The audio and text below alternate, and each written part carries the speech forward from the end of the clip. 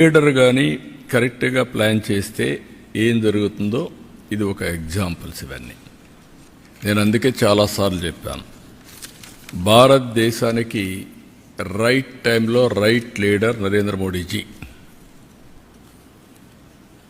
కొంతమందికి ఇష్టమున్నా లేకపోయినా it is the right momentum. అలాంటి లీడర్షిప్ని ఇప్పుడు ఢిల్లీ కూడా ప్రజలు మళ్ళీ ఓట్లేసి గెలిపించారు. ఈ ప్రాసెస్ ఏంటని మన ప్రజలందరూ అర్థం చేసుకోవాల్సింది, కొంతమంది కరప్షన్లో ఇన్వాల్వ్ అవుతారు.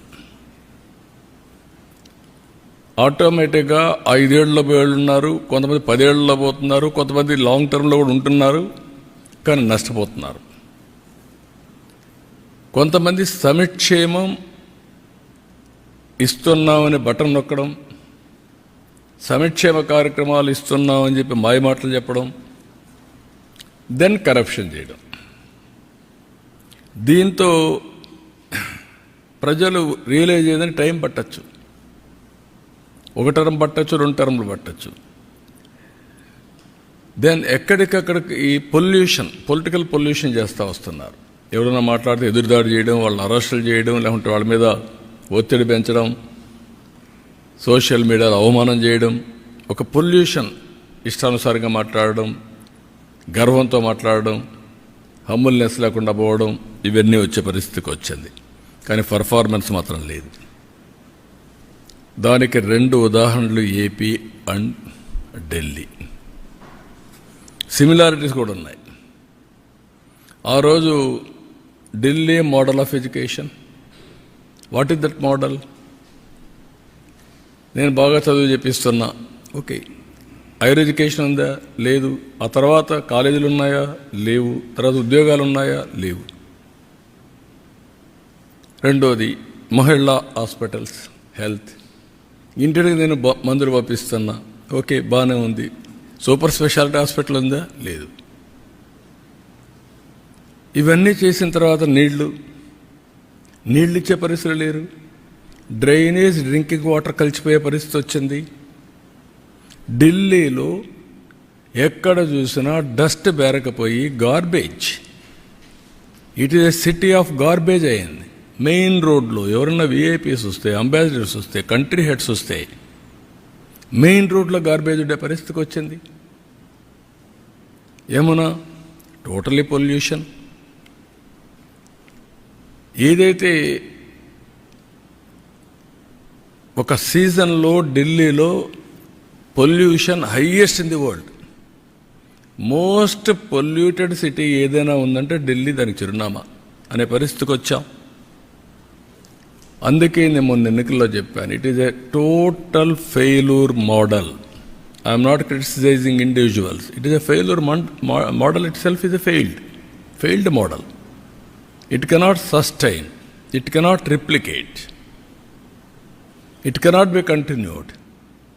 కంటిన్యూ అయ్యే కొందికి ఏమవుతుంది, ప్రజలకు బ్లీడింగ్ అవుతుంది. ఇంకా ఒకప్పుడు మీరు చూస్తే బెస్ట్ ఎగ్జాంపుల్స్ ఇక్కడ పంజాబ్, మనం గర్వంగా చెప్పుకున్నాడు. పంజాబ్ అంటే ఒకప్పుడు దేశానికి కావాల్సిన సైన్యం అంతా అక్కడి నుంచి వచ్చేవాళ్ళు, దేశాన్ని రక్షించేవాళ్ళు. దేశానికి అవసరమైన ఫుడ్ అంతా గోధుమలు కానీ రైస్ కానీ సప్లై చేసేవాళ్ళు. 5 నదులు ఉన్నాయి. ఈరోజు ఏమైంది పంజాబ్? డ్రగ్స్. ఐటీకి పోలేదు, డ్రగ్స్ వచ్చాయి. అదే సమయంలో పంజాబ్లో ఈరోజు మీరు చూస్తే ఎవ్రీడే ఒక ట్రైన్ ఢిల్లీకి వస్తుంది క్యాన్సర్ ట్రీట్మెంట్ కోసం. Is it not our responsibility to correct it right time? ఇవి చూసిన తర్వాత ఇక్కడ అక్కడ మీరు చూస్తే వెల్ఫేర్ అని చెప్పి నేను నీళ్లు ఊరికే ఇస్తున్నా, కరెంటు ఊరికే ఇస్తున్నా, ఇవన్నీ చెప్పారు. కానీ భవిష్యత్తును అంధకారం చేసే పరిస్థితికి వచ్చారు. ఇక్కడ కూడా మన రాష్ట్రంలో మీరు చూస్తే అక్కడ కొద్ది టైం తీసుకున్నారు, కానీ మన రాష్ట్రంలో 5 ఏళ్లలోనే బటన్ నొక్కే కార్యక్రమానికి విసుగొచ్చే పరిస్థితికి వచ్చారు.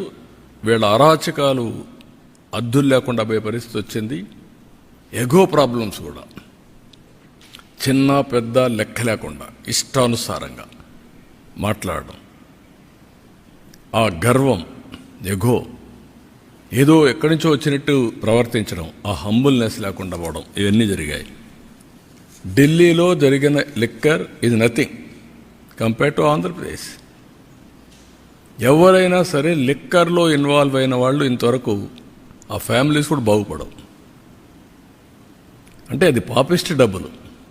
రెండోది, పేదవాళ్ళ ఆరోగ్యాన్ని సర్వనాశనం చేసి మీరు ఎంజాయ్ చేయడానికి ఎవరిచ్చారు మీకు అధికారం? రూలర్స్కి. మామూలుగానే లిక్కర్ అనేది నేనున్నప్పుడే ఈఎన్ఏ ఎక్స్ట్రా న్యూట్రల్ ఆల్కహాల్ తయారు చేశాను 2 times న్యూట్రలైజ్ చేయడానికి. ఎందుకు? అందులో ఉండే ఇంప్యూరిటీస్ అన్నీ పోవాలి, కొంతవరకు అనేది అవుతుందని. ఇప్పుడు మీరేం చేశారు? రా లిక్కర్ ఇచ్చే పరిస్థితికి వచ్చారు. టోటల్గా ఆ లిక్కర్ తాగితే ఏమవుతుందో తెలియకుండా కిడ్నీస్ ఫెయిల్ కావడం, చాలా సమస్యలు వచ్చాయి. సిస్టాన్ని మొత్తం సర్వనాశనం చేశారు. డిస్టిలరీస్ లాగేసుకొని డిస్ట్రిబ్యూషన్ అంతా వెళ్ళే చేసి సెకండ్స్ అమ్మి ఆడ నుంచి ఎక్కడ చూసినా ఆన్లైన్ పేమెంట్స్ లేకుండా చేసే పరిస్థితికి వచ్చారు. ఇక్కడ మొన్న చూశారు మీరు ఋషికొండ దేవతలు అక్కడ ఇది చేశారు, మెడిటేషన్ చేసి అక్కడంతా నివసించిన ప్రదేశం మనం చెప్పుకుంటే ఆ ప్రదేశంలో పోయి ప్యాలెస్ కట్టుకోవాలని, ప్యాలెస్ కట్టి నేను బ్రహ్మాండమైన ప్యాలెస్లు కట్టానని చెప్పుకున్న పరిస్థితికి వచ్చారు. అక్కడ కూడా ఢిల్లీలో శేష్ మహల్ ఇదే మరిగా పెద్ద లగ్జూరియస్ ప్యాలెస్ కట్టారు. అక్కడ ప్యాలెస్లోకి పోలేదు, ఇక్కడ ప్యాలెస్లోకి పోలేదు. This is where public are very intelligent. ఇక్కడ మాట్లాడితే ఇప్పుడు కూడా మాట్లాడుతున్నారు. 10 లక్షల కోట్ల రూపాయలు అప్పులు చేసి మేమేదో ఇచ్చాం మీరు ఇవ్వలేదు అనే మాట్లాడే పరిస్థితికి వచ్చారు. ఎంఆర్ఓ ఆఫీసులు తాకట్టు పెట్టి, లిక్కర్ని 25 ఏళ్ళు తాకట్టు పెట్టి డబ్బులు తీసుకొచ్చి ఇచ్చి మళ్ళా మీరు అవన్నీ మాట్లాడుతుంటే ప్రజలకు గుర్తుండవనుకుంటే ఇది చాలా పొరపాటిది. అందుకే ఇక్కడ కూడా బటన్ నొక్కే కార్యక్రమం సక్సెస్ కాలేదు. ఢిల్లీలో కూడా ఏవైతే ఫెయిల్డ్ మోడల్స్ ఉన్నాయో ఆ మోడల్స్ కూడా ప్రజలు ఆమోదయోగ్యం చెప్పలేదు. 27 ఇయర్స్కి ఆ ప్రభుత్వాన్ని పంపించి చేసే పరిస్థితికి వచ్చారు. కానీ బాధ ఏంటంటే నేను ముందు ఒక డేటా మీకు చూపించాను. ఈ డేటా ప్రకారం ఏం జరిగింది అని చూస్తే యాస్పిరేషన్స్ ఆఫ్ పీపుల్ టోటల్గా ఆవిరైపోయినాయి. కోరుకున్నారు మాకు సంక్షేమం కావాలి, అభివృద్ధి కావాలి, ఉద్యోగాలు కావాలి అని కోరుకున్నారు. ఓటేసిన పాపానికి వీళ్ళు కాటేసే పరిస్థితికి వచ్చారు. వాళ్ళ భవిష్యత్తునే కాటేసే పరిస్థితికి వచ్చారు. ఇప్పుడు దాంతో ఏమైంది? ఈరోజు వీళ్ళందరి భవిష్యత్తు చూస్తే వాల్యూ ఆఫ్ టైం నిన్న రాదు, 1 సంవత్సరం టైం పోయినాక రాదు. విలువైన కాలాన్ని పోగొట్టుకున్నాం. దాన్ని రికవర్ చేయాలంటే ఇంకా చాలా సమయం పడుతుంది.